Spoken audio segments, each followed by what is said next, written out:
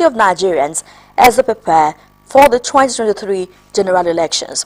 The traditional rulers reiterated the need for the overhaul of the security architecture to give a more biting effect against insurgency in the country and restore normalcy in the land.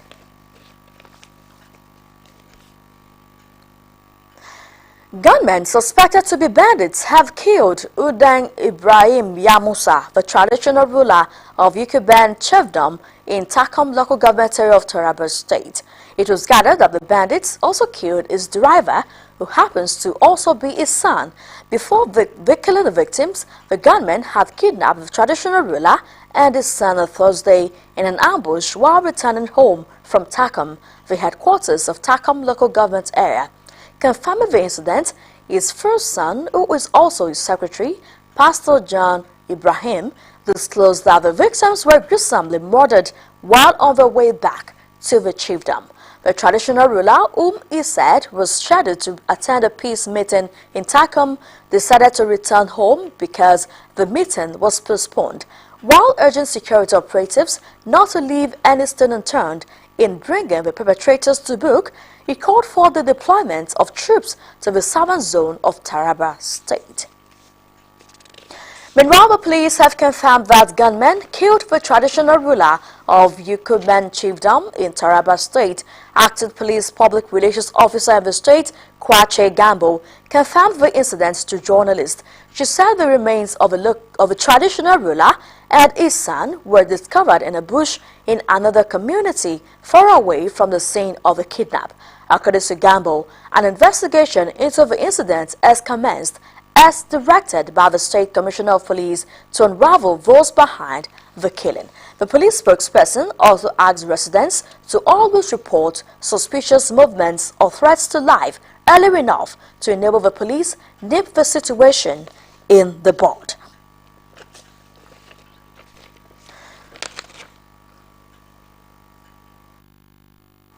Now, the Nigeria Police Force has expressed concern over the incessant and unauthorized possession and use of police uniforms and accessories by some individuals, movies and skit makers, as well as the illegal sale of police materials by traders in shops, open stores not approved nor recognized by police authority.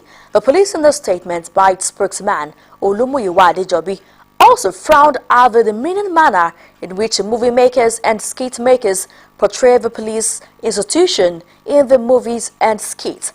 The statement said the Inspector General of Police, Usman Alkali Baba, has charged all commands and formations of the police to arrest and immediately prosecute in accordance with the law all persons or groups of persons engaging in the illegal sales of police uniforms and accoutrements within their jurisdictions. The police chief also directed that film or skit makers who portray the Nigeria police officers in bad light without applying for and being duly issued a permit letter for such portrayals to desist with immediate effect or face the full wrath of the law. The Inspector General of Police believes that the latest move will curb proliferation of police kits, uniforms, and accoutrements and eventually reduce police imposters-induced crimes in society. The Bayelsa State Police Command says it has recovered the corpses of 4 officers who were missing after a surveillance boat conveying them was crushed by a gunboat in the state's waterways on 25th of July. The 4 bodies of the slain policemen had been deposited at the mortuary of the Federal Medical Center, Yinogwa. The operations manager of an oil surveillance firm, identified as Odi Lian, also died in the incident. The command had earlier explained through a statement by its spokesman, Asanim Butswat, that the surveillance boat conveying the deceased officers capsized in the southern Ijaw local government area of the state on the fateful day. Speaking of the recovery of the 4 corpses, the Commissioner of Police, Benjamin Okolo, however, attributed the incident to the handiwork of pipeline vandals. No fewer than 2,750,000 tablets of tramadol worth 1,375,000,000 naira have been intercepted at the Apapa port in Lagos by operatives of the National Drug Law Enforcement Agency (NDLEA). NDLEA spokesman Femi Babafemi, in a statement, said the consignment, packed in 55 cartons, was seized during examination of a container on Saturday following credible intelligence. This comes on the heels of similar efforts by anti-narcotic officers at the Murtala Mohammed International Airport, Ikeja, that thwarted bids by drug traffickers to export various psychoactive substances to London, UK and Dubai through the Lagos report in the past week. The statement said at least 5 suspects have so far been arrested in connection to the attempts. Motorists were today stranded for hours as a trailer blocked the Victoria Bridge axis of the ever-busy Lagos-Ibadan Expressway.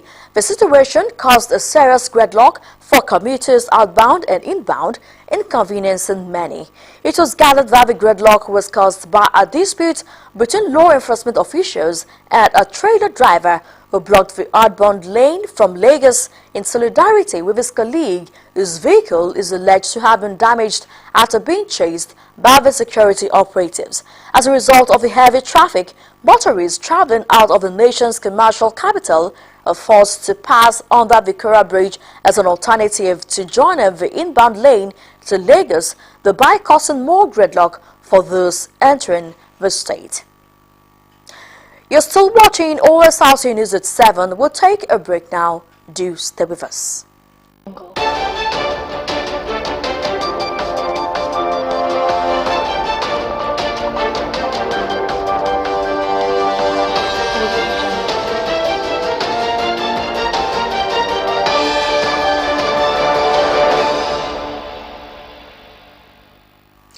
Glad to have you back. You can watch us live on our website www.osrc.ng. Follow us on Facebook, Osrc TV Ondo, and on YouTube you can subscribe to our channel, Osrc TV Ondo.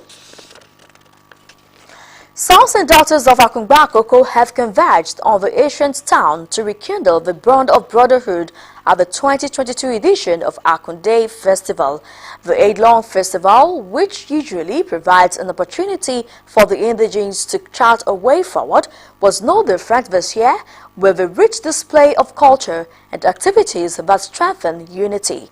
Osrc's Sahid Aribisala reports that the Alale of Akungba Oba Sunday Adeyeye enjoined further collective efforts to erect more development. The reports. The 2022 edition of Akunde Festival was another opportunity for Akungba Akoko's sons and daughters, home and abroad, to rekindle the bond of brotherhood.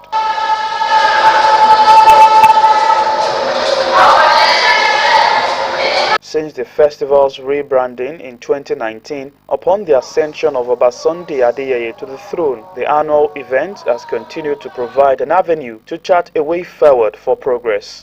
I came to this event, Mowasi event from England. It's an avenue to see your old friends. It's like an archive to see your past events. This year's festival had as a theme security and community development, and Oba Adeyeye used the occasion to emphasize the essence of togetherness in positioning Akungba for further advancement. Akunde 2022 is a brand of the whole old Akungba Day that started in 1992, and year in, year out, there is a considerable improvement. Encouraging Akungba sons, both at home and in diaspora, to come and participate. Prizes were given to youths from different quarters in Akungba Akoko that emerged winners in various sporting competitions, while Mr. and Miss Akungba Akoko, the town's ambassadors, got decorated as part of activities for the Akunde Festival. The ambassadors, your future leaders, we are making it practical, so that it's not that you are future leader without investing in them. So, and like we say, it is not something you take the money and eat. you need to plow back into society after this. So, you see our partnership. That university used to be my secondary school.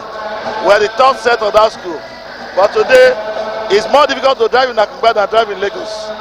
Yeah, because we don't have enough roads. 14 students from various institutions drawn from the 7 quarters in the town also benefited from the bursary scheme instituted by Akungba indigents in diaspora. I still have some outstanding school fees left, so it will help me and to also help my parents. So it will help my studies. When I get up there, I promise to help people, God helping me. Unlike in previous years, the festival was staged inside the community hall, whose construction began in 2001 by late Governor Adebayo Adefarati. We come down from heaven to come and do this one for us.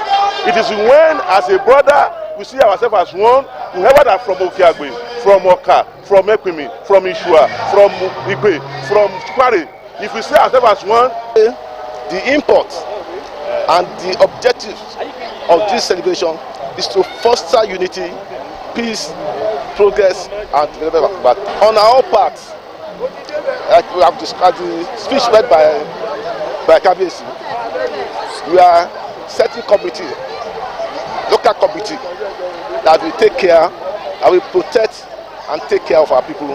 While fund was raised for the completion of the structure during the 2022 Apunte Festival, the continuous cementing of ties through this festival in years to come will remain important in the town's history. Sahid Aribisala, Osrc News. Marriage should be seen as an institution for friends and partners to raise a godly family. Wife of Ondo State Governor Mrs. Betty Anyanwu Akeredolu gave advice during the solemnization of holy matrimony between Oreoluwa Bolarinwa and Basi Ubetan in Ibadan, Oyo State. Omori Olafungbeji reports that the groom, Basi Ubetan, is the technical coordinator of Bimo Empowerment Foundation, an initiative of the wife of Ondo State Governor Mrs. Betty Anyanwu Akeredolu.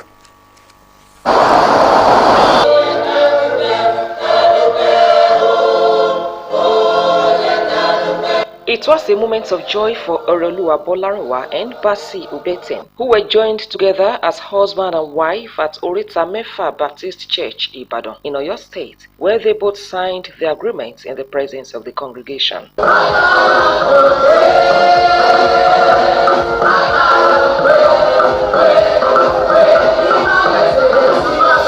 In his message titled Marriage and Realities, Reverend Sheung Olawore described marriage as an institution approved by God, but not without some life challenges. He encouraged them to engage in proper communication to address any challenge that may crop up in their marriage. Be contented. Don't be looking for what is not lost here and there. Alright? Money can be scarce sometimes. Money will not be scarce in your marriage.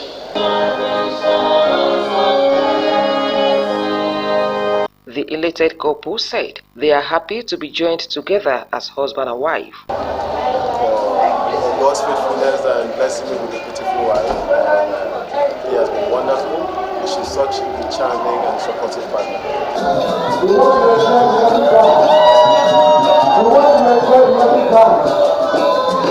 Congratulating the new family, mother of the day, who is also the wife of Ondo State Governor Mrs. Betty Anyanwu Akeredolu, said, marriage is a thing of joy which requires commitment. You are supposed to see yourself as partners. None is a slave. The wife is not a slave. I mean, she is slave. So he will touch you on money. He has to take care of her, and she also takes good care of him. Like I said, it's reciprocity. And when you do that, more often than not, you have a happy home. Be and E. Congratulations. Let us clap. Parents encouraged the new couple to build a successful home together. When it is there, when it's not there, and be contented in life.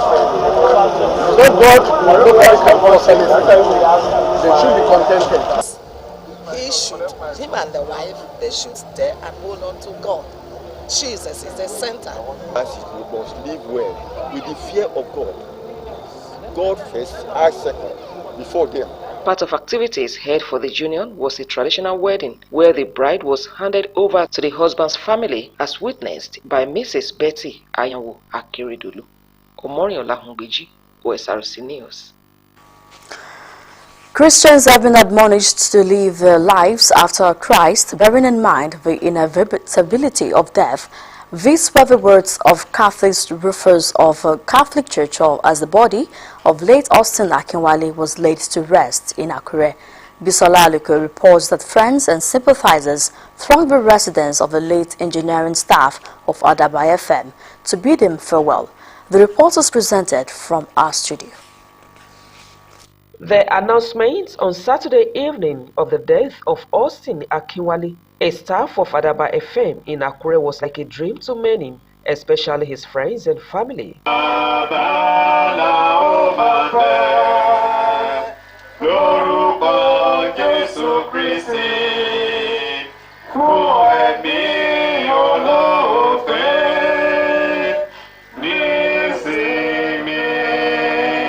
Describing the time of death in human life as the most crucial of all times, Catholic catechist Rufus said the few moments Christians have in this world should be useful to God because of the last day.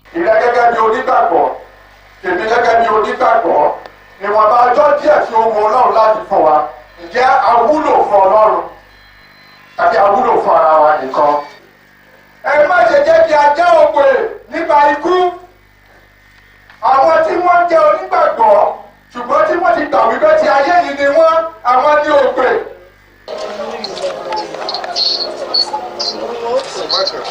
Shield your kids. Help me to help them.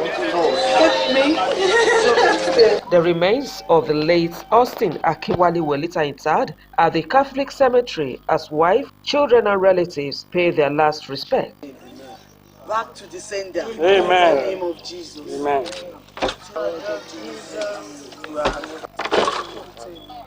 Born 43 years ago into the family of late Mr. and Mrs. Ajibola Akinwale in Awekiti, Irepodu Ifelodun local government area of Ekiti State, late Austin Akinwale was survived by wife Adedotu and two children, Oluwadarasimi and Victor.